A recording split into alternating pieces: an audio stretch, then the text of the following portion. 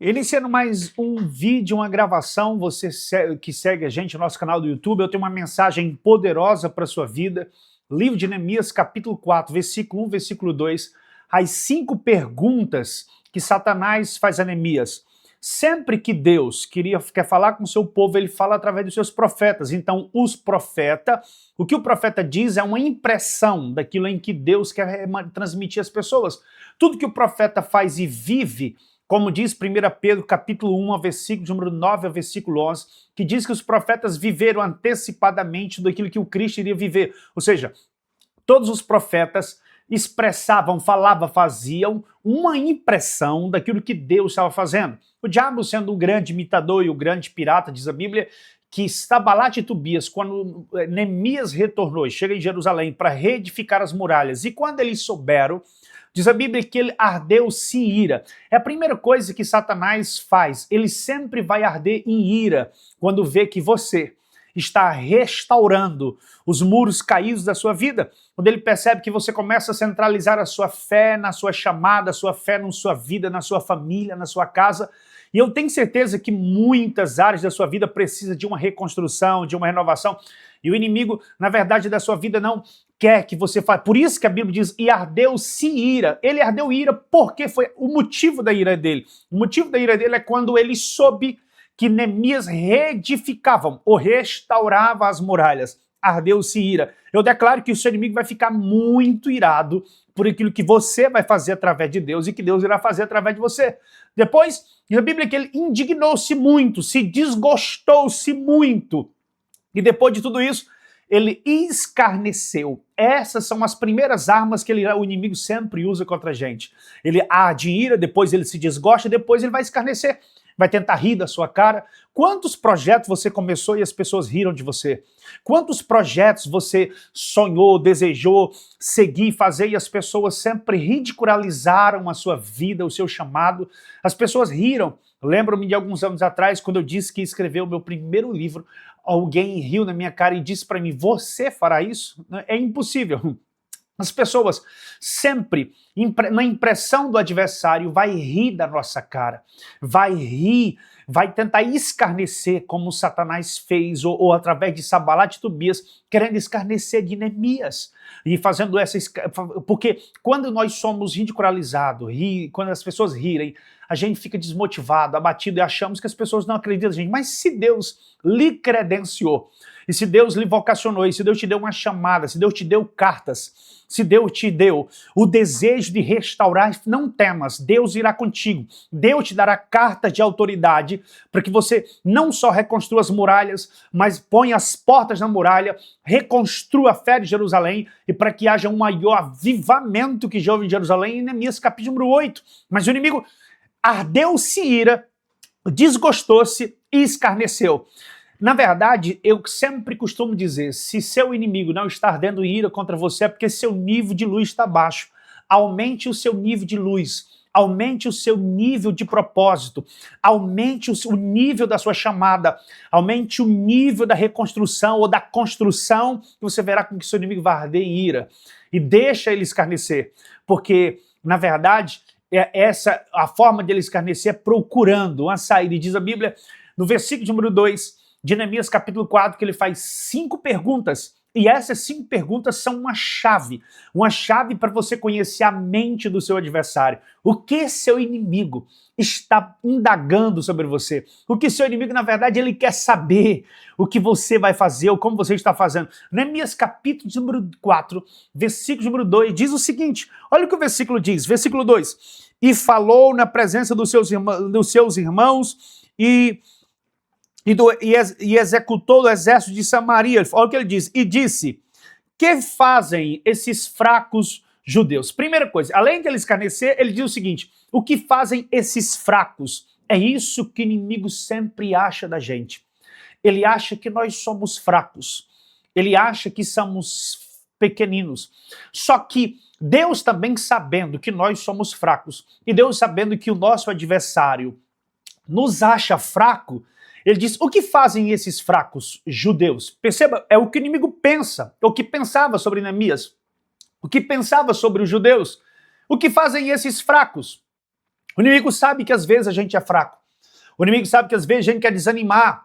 O inimigo sabe que às vezes a gente quer desistir. O inimigo sabe que às vezes a gente quer se abater, sucumbir diante das adversidades, diante de tantas coisas. Porque em Neemias, capítulo número 4, o povo judeu tem pelo menos 3 grandes empecilhos. Primeiro empecilho, eles têm muitos entulhos. Segundo empecilho, eles têm um inimigo ali. Ele tem entulhos e tem um inimigo.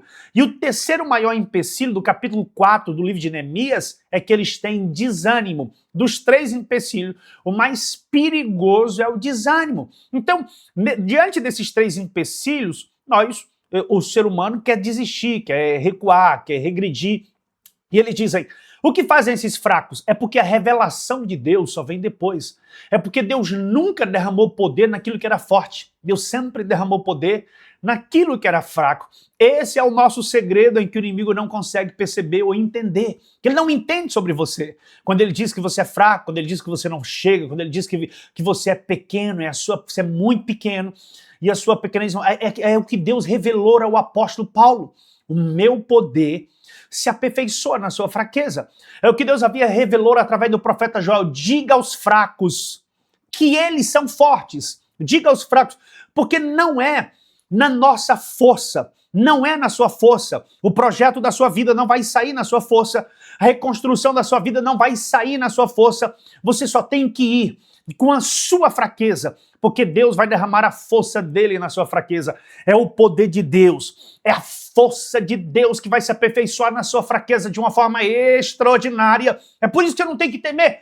Deixa o inimigo te achar fraco. E mesmo que você se ache fraco, creia na palavra do Deus Altíssimo, quando ele declara e diz que é na fraqueza em que está a força de Deus. É na sua falibilidade humana que manifesta-se o poder de Deus na sua vida. Deus tem um poder maravilhoso para a sua vida.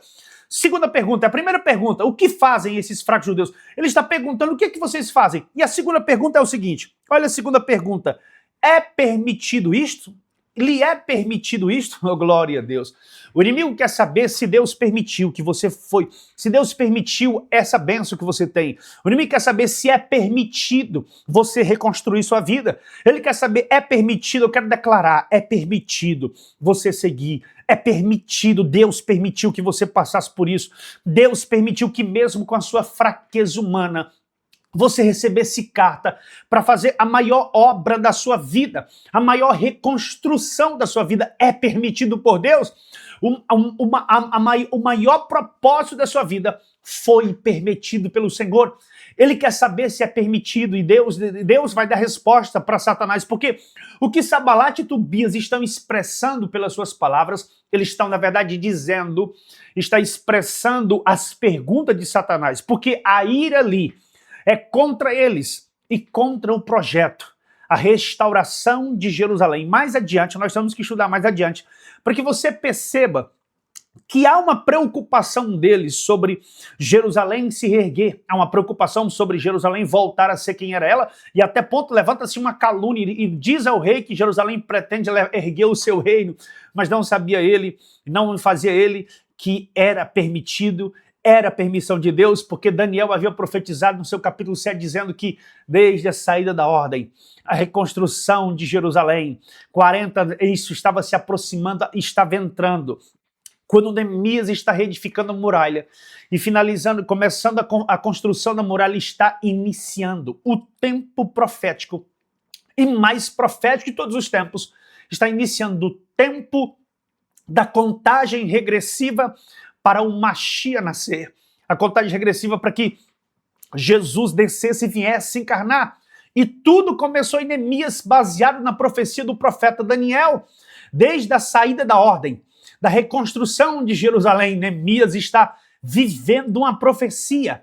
Era permitido, porque a permissão era tão grande que já havia mais de 70 anos antes, Deus já havia falado sobre essa reconstrução, sobre essa saída da ordem, através do profeta Daniel. Aí ele pergunta, é permitido? Eu quero declarar, é permitido. Por mais que o inimigo queira barrar, queira escarnecer, lhe chame de fraco, mas Deus diz, é permitido, foi o Senhor que chamou, foi o Senhor que vocacionou, foi Deus em quem chamou, que deu aquela chamada poderosa, aquela chamada profética. A palavra reconstrução, Deus tem sempre um mistério com a palavra ré. Nós temos um problema com a palavra ré, porque ré significa regredir, voltar, mas Deus, o ré de Deus é sempre assim, reconstrução, renovação, renovo. Toda a palavra que começa com ré, Deus está trabalhando nela. Olha o que a Bíblia diz, olha como é maravilhoso. Eles é permitido? Essa pergunta do diabo. Terceira pergunta, ele diz assim, sacrificarão? Ou, em umas versões, será que eles voltarão a sacrificar? O inimigo teme o sacrifício. Perceba que a terceira pergunta é uma pergunta poderosa. Ele diz assim, eles sacrificarão? Será que vão retornar a fazer sacrifícios? Por que o inimigo está preocupado com os sacrifícios? É porque ele sabe que quando retornarem o sacrifício, a glória, o perdão de Jerusalém retornará para Jerusalém. Ele sabe que quando começar o sacrifício, Deus voltará de novo a falar com os sacerdotes. Ele sabe que quando retornar o sacrifício, o sangue dos cordeiros, que mesmo sendo cordeiro animais, iriam estampar o pecado de Israel e o pecado de Jerusalém. Ele sabe que quando houvesse sangue, ele não poderia se aproximar. O inimigo sabe que quando houvesse sacrifício haveria resposta. O inimigo sabe que quando houvesse o sacrifício haveria poder. Ele sabe que quando houvesse o sacrifício haveria fogo. Ele sabe que quando houvesse o sacrifício o altar voltaria à atuação. É porque não é só sacrifício. Ali significa, quando eles começaram a sacrificar, o altar será restaurado. Quando eles começaram a sacrificar, haverá fogo de novo no altar. Quando eles voltarem a sacrificar, vai haver tudo isso. O inimigo teme o sacrifício. Ele está preocupado se haverá sacrifício. Voltarão a sacrificar? Haverá sacrifício? Ele teme o sacrifício. Lembra-se, você lembra do livro de Jó? Que quando o inimigo começou a atacar as coisas do grande patriarca Jó, de Jó, diz a Bíblia que ele bateu. E ele vai em uma área dos animais, ele vai bater nos animais. Por que ele vai diante dos animais primeiro? Ele vai nos animais para que Jó não tenha tempo para sacrificá-lo. Para que Jó não tenha tempo para dar a Deus o sacrifício, para estampar o pecado dos seus filhos, para estampar o pecado antes que... Veja que o inimigo matou os animais antes de matar os filhos de Jó. Porque Jó tinha um costume de sempre sacrificar pelos seus filhos. E isso foi um medo do adversário.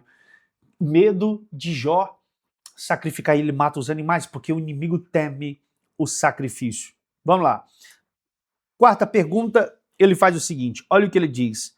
Acabarão esta obra em um só dia? Ou acabarão essa obra em algum dia? Perceba que ele está preocupado com o término da obra. Ele está preocupado. Será que eles acabarão essa obra em um só dia? Além de estar preocupado com isso, ele está preocupado com o prazo. Quando será? Quando eles vão acabar? O inimigo está temendo o fim do projeto, da obra que você começou. O inimigo não quer que você vá até o fim. Perceba que ele pergunta, eles acabarão essa obra em um dia? Ele perguntou se eles acabarão e perguntou o prazo. Deus tem um prazo. Deus quer que você finalize. E o Senhor quer que você vá até o fim. Porque o segredo das coisas não é começar as coisas, o segredo das coisas é finalizar. Salomão disse que Deus não está só feliz com quem começou uma obra, Deus é feliz com quem finaliza ela. Porque quem finaliza, preste atenção, quem começa, todos começam, mas poucos finalizam. São os finalizadores que, na verdade, fazem as coisas grandes. Lembra da cruz? Pai, está consumado. Lembra de Elias que queria parar e Deus disse, não, você não pode parar. Elias, eu não posso começar com você e você não finalizar. Mas mesmo assim, Deus quer que o homem de Deus, a mulher de Deus comece, mas finalize. Tudo que Deus começou através da sua vida. Essa pergunta, eles acabarão essa obra em um só dia? Vamos lá, essa é a quarta pergunta. A quarta pergunta está escrito assim, vivificarão dos montões e das pedras queimadas, a quinta pergunta, será que eles vão retornar dos muturos, ou dos montes, ou dos entulhos? Eles irão reviver ou reedificar dos entulhos? O inimigo, a sua vida, o inimigo quer saber se você vai se reerguer do entulho. Ele quer saber se você vai conseguir se levantar dos entulhos que ele causou na sua vida, das tribulações, das pedras queimadas que ele destruiu na sua vida. Ele queimou o seu nome. O inimigo queimou a sua família. Ele queimou a sua chamada. O inimigo derrubou a sua proteção, derrubou a sua força. O inimigo jogou por terra toda a sua esperança, a sua confiança. Ele derrubou a sua base sólida e queimou as pedras. E tudo que era sólido ele deixou em entulhos. E a pergunta do inimigo é, será que eles vão se reerguer do entulho? Será que dessas pedras queimadas eles vão retornar alguma coisa? Escute, é isso que o inimigo está perguntando. Se você vai se reerguer dos entulhos. E a palavra que eu declaro para você neste vídeo é que você se levante